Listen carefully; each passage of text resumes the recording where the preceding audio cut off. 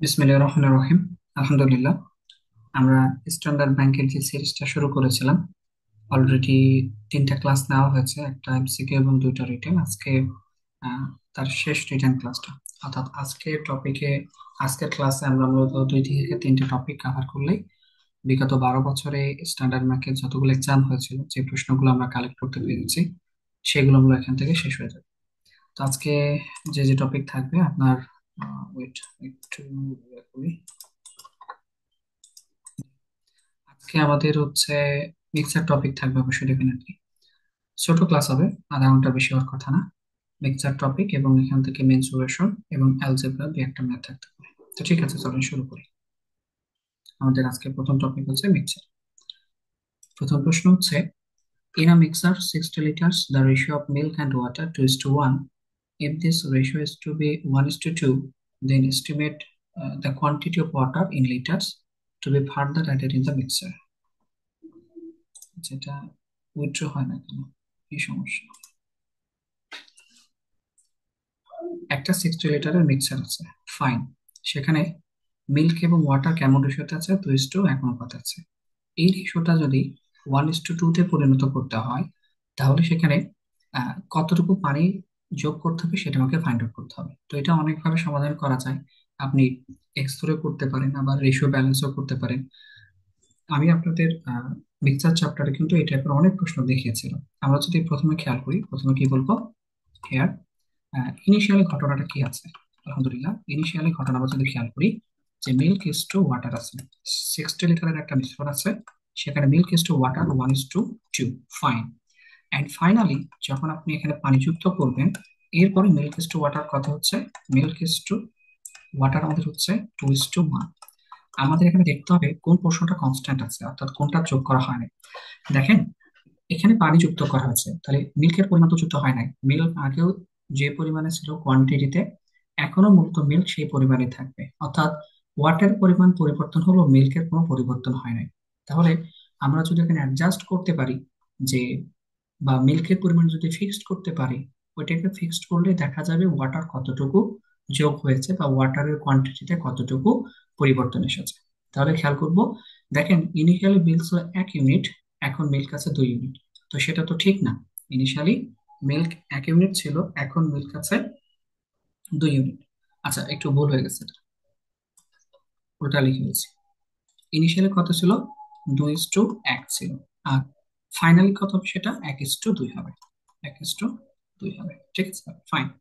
তো খেয়াল করি যে প্রথমে ইনিশিয়ালি আমাদের মিল্ক ছিল 2 ইউনিট, এখন আমাদের আছে 1 ইউনিট। তো ঠিক না তো, কারণ প্রত্যেক ক্ষেত্রে মূলত সমান থাকবে।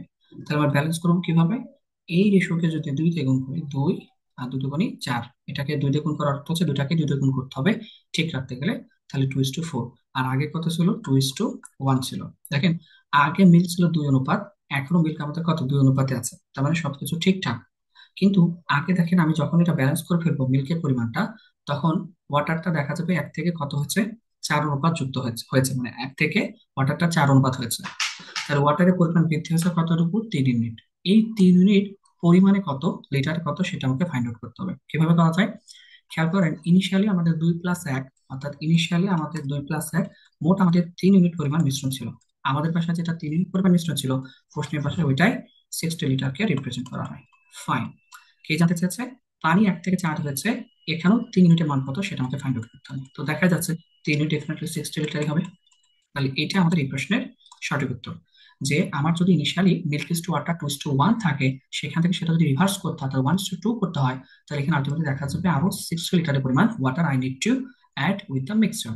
দেন আমাদের রেশিওটা 1:2 তে চলে আসবে। তো এটা একটা অ্যাপ্রোচ। আমি আর অ্যাপ্রোচ দেখাচ্ছি না, সাধারণত এটা আরো 2-3টা অ্যাপ্রোচে করা যাবে। বিশেষ করে আপনি এক্স ধরে তো অবশ্যই করতে পারেন, রুলস অফ এলিগেশনও এখানে করা যাবে। এবং রুলস অফ এলিগেশনে আপনি এখানে ক্রস এলিগেশন করতে পারবেন, ফর্মুলা এলিগেশন করতে পারেন, ওয়েটেড অ্যাভারেজ কনসেপ্ট অ্যাপ্লাই করতে পারবেন। আমি আপনাদের ব্যাচে অনেকগুলো দেখিয়েছি। তো এখান থেকে যেহেতু সময় আমাদের কম আছে, সব থেকে স্ট্যান্ডার্ড অ্যাপ্রোচটা একটা থেকে শেষ করে দিচ্ছি। Next question, question number 2. The ratio by volume of bleach to detergent to water in a certain solution is 2:40:100. The solution will be altered so that the ratio of bleach to detergent is tripled, while the ratio of detergent to water is halved.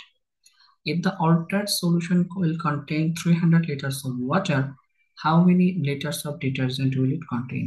দেখেন এই প্রশ্নটা 2022 সালে এসেছিল, এবং আমি যখন এটা solution দিয়েছিলাম 2022 সালে, যেহেতু আমি অলমোস্ট 2021 সাল থেকে অলমোস্ট 400 সেটের কাছাকাছি সমাধান দিয়েছি আলহামদুলিল্লাহ। তো তখন এটা অনেকেরই বুঝতে সমস্যা হয়েছিল, ইনফ্যাক্ট এর পরও আমাকে জিজ্ঞেস করা হয়েছে যে এটা আসলে আপনি সলিউশনটা কিভাবে কি করলেন। তো আমি এটা এখন ডিটেল এক্সপ্লেন করছি, এবং কোথায় আমাদের সমস্যাটা হয় সেটাও দেখাবো। আর এই প্রশ্ন কিন্তু আমাদের হুবহু আবার কপি পেস্ট হবে, আইবিএ নিলে হুবহু কপি পেস্ট হবে। খেয়াল করেন, আমরা যদি তাকাই যে ইনিশিয়াল আপনার ঘটনাটা কেমন আছে, একদম প্রথম অবস্থায় মিশ্রণে কাঠ পরিমাণ কেমন আছে। আমাদের কি আছে? ব্লিচ আছে, ডিটারজেন্ট আছে, আর আছে কি ওয়াটার। এবং ইনিশিয়ালি আমাদের এই পরিমাণে আছে, অর্থাৎ 2:40 আমাদের এখান থেকে 100 আছে। তো এটাকে একটু ছোট করে নিই, অর্থাৎ 1:20:50 একটু ছোট করে নিই। তো এটা ইনিশিয়াল কথাবার্তা। পরে আমাদের সম্পর্ক যেটা দেওয়া আছে, the solution will be altered so that the ratio of bleach to detergent is tripled. খেয়াল করেন, আমাদের ব্লিচের সাথে ডিটারজেন্টের একটা সম্পর্ক পরবর্তীতে দেওয়া হচ্ছে। তারপর প্রথমে চিন্তা করব এটা সহজ একটা ম্যাথ, কঠিন কোনো কিছু না। আমরা এটা কেন যে কঠিন ভাবি সেটা আমি দেখাবো, তবে এটা সহজ একটা জিনিস, ঠিক আছে? তো আমরা যদি প্রথমে ব্লিচ টু ডিটারজেন্টের সম্পর্ক নিই, তাহলে ব্লিচ টু ডিটারজেন্ট কত? 1:, সিম্পল এখান থেকে 20, তাই না? এখন এটা কি হয়েছে দেখা যাচ্ছে, অল্টার্ট করার পরে এটা ট্রিপলড হয়ে গেছে। তাহলে এখান থেকে আমরা যদি বলি যে আফটার ট্রিপলড, ট্রিপলড হওয়ার পরে এই রেশিওটা কেমন থাকবে? ব্লিচ ইস টু ডিটারজেন্ট হবে 3:20। এখন আমাদের প্রশ্নটা যেখানে আসে, যে আমি যখনই ট্রিপল করলাম, বলা আছে ব্লিচ টু ডিটারজেন্ট ইস ট্রিপলড, তাই না? তো তখন আমাদের মাথা আসতে পারে যে এটা 3 গুণ করলেন, এটা কেন 3 গুণ করলেন না? এটার জন্য আপনাকে আগেরটুকু করতে হবে, যে ratio of bleach to detergent is triple. এইটাকে ট্রিপল করা হয় না, রেশিওটাকে ট্রিপল করা হয়েছে। রেশিওটা ট্রিপল মানে কি? আমরা যদি খেয়াল করি যে এটা আমাদের নিউ ব্লিচ, আর এটা মনে করেন নিউ ডিটারজেন্ট। ফাইন, এটা ছিল কত? ব্লিচ ছিল 1 অনুপাতে, খেয়াল করবেন ভালো করে, হ্যাঁ। ব্লিচ ছিল 1 অনুপাতে, আর ডিটারজেন্ট ছিল 20 অনুপাতে। এটা this is representing us the ratio between the new bleach, between the bleach and detergent. নিউটা কি হবে? এটাকে, এই রেশিওটা 3 গুণ করছেন। I repeat, if up multiply the ratio, আপনি রেশিওটাকে যখনই 3 গুণ করছেন, সেটা কি 3/20 হবে না? সেটা কি 3/60 হবে? ডেফিনেটলি হবে না। সো খেয়াল করতে হবে, এটা রেশিওকে মূলত 3 গুণ করা হয়েছে। আই রিপিট, রেশিওকে 3 গুণ করা, রেশিওকে 3 গুণ করলে কি এই সিচুয়েশন আসবে। ফাইন, একটা জিনিস আপনাদেরকে বুঝে ফেলতে পারলাম। নেক্সট যদি খেয়াল করি, while the ratio of detergent to water is halved, alter করার পরে রেশিও অফ ডিটারজেন্টের সাথে ওয়াটার কি হয়েছে? হাফড হয়ে গেছে। তো ইনিশিয়ালি ঘটনাটা কি ছিল সেটা একটু খেয়াল করি। আমরা যদি খেয়াল করি আপনাদের লিখলাম যে ইনিশিয়ালি কেমন ছিল, কার সাথে? ডিটারজেন্টের সাথে ওয়াটারের সম্পর্ক। ডিটারজেন্টের সাথে ওয়াটারের সম্পর্ক কি ছিল? 20:50 ছিল, 20:50। ফাইন, এখন আফটার কি করছেন? আফটার ট্রিপল, 3 গুণ করা, আফটার হাফ দাবে, তো 3 গুণ হবে, এটা হাফ দাবে। আফটার হাফ দেওয়ার পরে এটা কি হবে? সিম্পলি আমাদের ডিটারজেন্ট, আচ্ছা এটাকে ছোট করে দিতে পারেন, ছোট না, ছোট পরে করে সমস্যা নেই। হাফ করার পরে ঘটনা কি? ডিটারজেন্টের সাথে ওয়াটার সম্পর্ক কি হবে? সিম্পলি আমি বলতে পারি না যে 10:50। এখন আবার প্রশ্ন আসবে যে শুধু এটাকে কেন হাফ করলেন, এটাকে কেন হাফ করলেন না? একই কথা যে বললাম, যে নিউ ডিটারজেন্ট আর নিউ কি ওয়াটার ছিল কত? 20/50। এটাকে কি করবেন? হাফ করবেন। তো এটা ক্যান্সেল করলে কত? 10 থাকে, তাহলে আলটিমেটলি কি 10/50 আসে না মতো রেশিওটা? ডেফিনেটলি 10/50 আসে। এই জন্য একটা হাফ হয় আর একটা হয় না। আশা করি এটা নিয়ে আপনার প্রশ্ন থাকবে না। তো এই যে 10:50, সেটাকে আমরা কি বলতে পারি? সিম্পলি বলতে পারি 1:5 আর কি। তো এখন যদি খেয়াল করে থাকেন, এখানটা কি পেয়েছি? ব্লিচ ইস টু ডিটারজেন্ট, আর এখানে পেয়েছে ডিটারজেন্ট ইন্টু ব্লিচ। এই জায়গাটা একটু খেয়াল করবো, এরপরে অংশ আপনারা পাবেন। আমাকে যেহেতু ওয়াটারের সাপেক্ষে তুলনা করতে হবে, খেয়াল করেন বলা আছে যে solution of 300 litres of water content করেন, পানির পরিমাণ 300 লিটার হয়, ওখানে ডিটারজেন্ট কত আসে। এখন দেখেন, ডিটারজেন্টের সাথে আমার তুলনা করতে হবে কাকে? পানি দিয়ে। তো আমরা সবাইকে এক প্ল্যাটফর্মে নিয়ে নিব। আমাদের দেখেন ছিল কি, ব্লিচের সাথে ডিটারজেন্টের অনুপাত হচ্ছে 1:20, এই যে এখান থেকে এটা। এবং ডিটারজেন্টের সাথে ওয়াটারের সম্পর্ক 1:5, তাহলে ডিটারজেন্টের সাথে ওয়াটার হচ্ছে 1:5। রেস্ট অফ দা আমরা বুঝে ফেলি, এগুলো আমাদের কোনো কাজ নাই।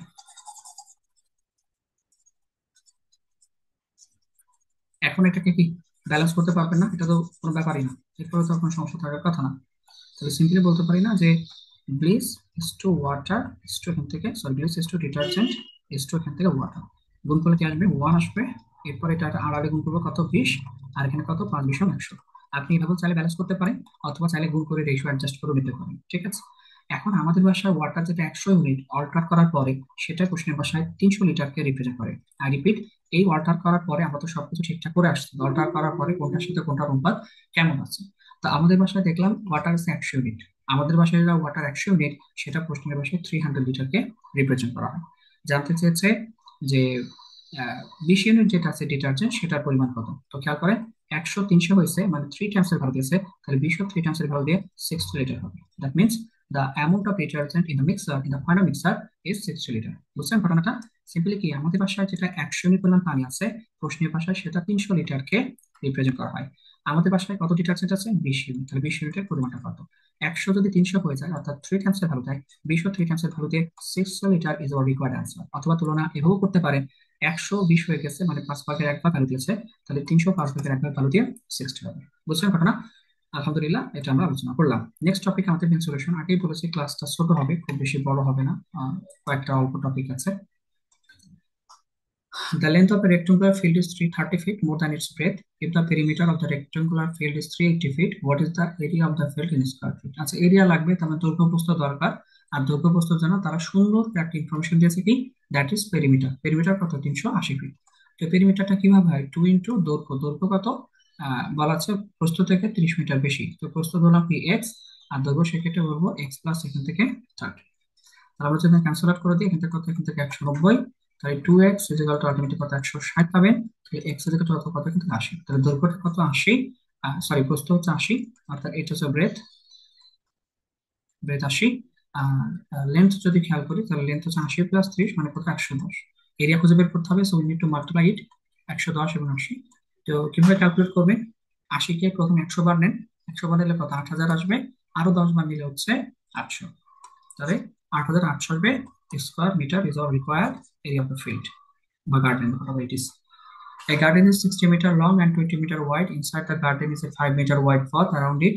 What is the area of the path in square meter? আচ্ছা, এই প্রশ্ন তো আসলে করার কিছু নাই, আপনারা সব সময় জানেন যে পুকুরে পাড় বাঁধে, পাড় সহ যে কাহিনী, বাগানের রাস্তা সহ রাস্তা বাঁধে, এটা তো আপনারা পারবেন। আসলে তা হালকা করে দিই যে area of garden with path, এটা তো আপনারা পারবেন, যার কারণে আমি শুধু জাস্ট করে দিচ্ছি, আর কিছুই না। তাহলে দৈর্ঘ্য 60 আর প্রস্থ কত? এখান থেকে 20। তাহলে আলটিমেটলি এই 1200 স্কোয়ার মিটার আসে আমাদের উইথ গার্ডেন, তাই না? এরপরে সিম্পলি আমাদের area of garden with out পথ। পথ ছাড়া যদি গার্ডেনটা খেয়াল করেন, 5 মিটার করে আছে, 2 থেকে 5 মিটার বাদ দিলে 50, আর 20 থেকে 10 বাদ দিলে কত? 10। তাহলে আলটিমেটলি দেখা যায়, হ্যাঁ ঠিক আছে। তাহলে আলটিমেটলি কি বলে, রাস্তা সহ হচ্ছে 1200, রাস্তা বোধহয় 500। তাহলে 1200 থেকে আমরা যদি আলহামদুলিল্লাহ 500 বাদ দিয়ে দিতে পারি, তো এই যে 700 আসে, সেটা আমাদের ওই পাশের কি বলে ওই পথের এরিয়া। বেশি গুরুত্ব দিলাম না, হ্যাঁ। এরপর আমাদের এলজেব্রা টপিক। এলজেব্রা টপিকের একটা ম্যাথ আছে যে if x equal to 3 + 22 find the value of root over x minus 1/√x। কাহিনী করছেন দেখেন, এটা এমন ভাবে তথ্য দিচ্ছে যে এক্স ইকুয়াল টু 3 + 22, অনেকে হয়তো এটা নিয়ে কাজ করা শুরু করবে। আরে আল্লাহ, 22 3 মানে কি 25 আছে, এটা লিখে ফেলেন না একবারে। X equal two 25। তো উভয় পাকে যেহেতু আমার রুট ওভার এক্স এর মান দরকার, উভয় পাকে রুট ওভার করে দিলে আলটিমেটলি দ্যাট উইল বি কত? 5 হবে। রুট ওভার এক্স আমার 5, এটাকে ধরে নিয়ে ওখানে বসায় দেন, কোনো সূত্র টুত্র চিন্তা করবেন না, এগুলো কমপ্লেক্স করবেন না। ম্যাথকে চোখে দেখেন, সেটাকে ইজি করার চেষ্টা করেন সবসময়। সূত্র এবং মানে দেখলে এক্স ধরতে গেলে এক্স ধরে করার টেন্ডেন্সি আমাদের ম্যাথকে কঠিন করে ফেলছে। আমাদের আসলে অনেকেরই ম্যাথের সমস্যা এই কারণে যে স্কুল লাইফ থেকে আমরা বাদ বাঁধা কিছু ম্যাথ মুখস্থ করে আসলাম, ম্যাথকে আমরা কখনো ফিল করতে শিখি না। এটা হচ্ছে সবচেয়ে বড় সমস্যা। তো এক্স এর মান কত? √5। তাহলে আলটিমেটলি, সরি, এক্স এর মান √5 না, এক্স এর মান শুধু 5। এখান থেকে যদি খেয়াল করি, আলহামদুলিল্লাহ, সিম্পলি এটা আমাদের 5 - 1/5। তাহলে 25 থেকে 1 বাদ দিলে 24, তাহলে 24/5, অর্থাৎ এখান থেকে আমাদের এই প্রশ্নের উত্তর আসে 24/5। তো এটা আমাদের এই প্রশ্নের সঠিক উত্তর। এখান থেকে পর্যন্ত শেষ। এরপরে এমসিকিউ। এমসিকিউ আমরা পড়িয়েছি, এমসিকিউ প্রথম ক্লাস অলরেডি নেওয়া হয়ে গেছে। তো সেক্ষেত্রে আপনারা ক্লাস ইউটিউব থেকে ফ্রি দেখে নিন, আর আপনাদের ব্যস্ততা তো এটা থাকবেই, কোনো সন্দেহ নাই। আর ইউটিউবে যারা দেখবেন, আগে বলছি যে যদি কোনো প্রশ্ন থাকে আপনি আমাকে এই নাম্বারে কল করতে পারেন ব্যাচ সম্পর্কে, বা কোনো তথ্য থাকলে। অন্য অন্য ক্লাসে ব্যাচ সম্পর্কে বলা আছে। আর আইডি 3 পাস করতে চাইলে math express by Abdul Salam, record হচ্ছে সবকিছু, নাহলে তো যারা দেখলেন ঠিক আছে। Math express by Abdul Salam Facebook group আছে, ওখান থেকে আমার আইডি পাবেন, আব্দুল সালাম, ওটাতে জানতে পারবেন। সদ্য একটা ফিফথ ব্যাচ শেষ হয়ে গেছে। দেশের প্রেক্ষাপটে যে কোনো চাকরি পরীক্ষার জন্য একটি স্মার্ট প্রিপারেশনের জন্য আমি সবসময় চেষ্টা করেছি এক্সাম্পল থিঙ্কিং নিয়ে কাজ করার, এবং আহ, একটা ম্যাথ 3 থেকে 4টা 5টা এবং এক্স ওয়াই জেড না ধরে করানোর চেষ্টা করেছি। ম্যাথকে ফিল করা যায় যেন। তো এটা দেখতে পারেন ডেফিনেটলি ক্লাসে। ফিফথ স্যার অ্যাডমিট হতে পারেন, আর এই মাসে ইনশাল্লাহ সিক্স রিটেন ব্যাচ শুরু হওয়ার কথা। তো সেক্ষেত্রে যদি কোনো প্রশ্ন থাকে আমাকে জানাতে পারেন, আর অন্য ক্লাস দেখলে ব্যাচ সম্পর্কে, বিশেষ করে এর আগের প্রিলি ক্লাস দেখলে ব্যাচ সম্পর্কে ডিটেলস তথ্য পাবেন, শেষের দিকে আমি বলেছি সব। তো সেক্ষেত্রে সবাই ভালো থাকেন, আলহামদুলিল্লাহ এখানে ক্লাস শেষ করবো। আসসালামু আলাইকুম রহমতুল্লাহ।